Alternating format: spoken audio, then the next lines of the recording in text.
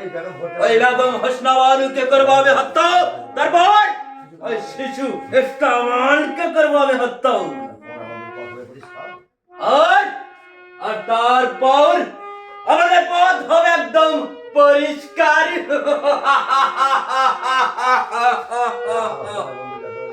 বন্ধু জামাই খান, বলুন বন্ধু। তার হবে না। কেন বন্ধু?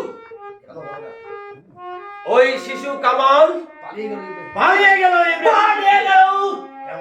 কেমন করে পালিয়ে গেল ওই শিশু কামালকে নিয়ে ইব্রাহিম? তা আমার নিকট খুলে বলুন বন্ধু।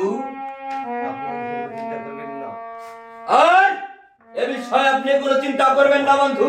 আমি যেমন করে হোক না কেন ওই শিশু কামালকে ওই কমজাদবাদীর বাচ্চা ইব্রাহিমকেই ধরে নেই, আপনার সম্মুখে আমি নির্মম ভাবে হত্যা করবো। তাই হবে বন্ধু জামাই খান। বিশ্রাম পক্ষে চলে যাই। তবেই চলো।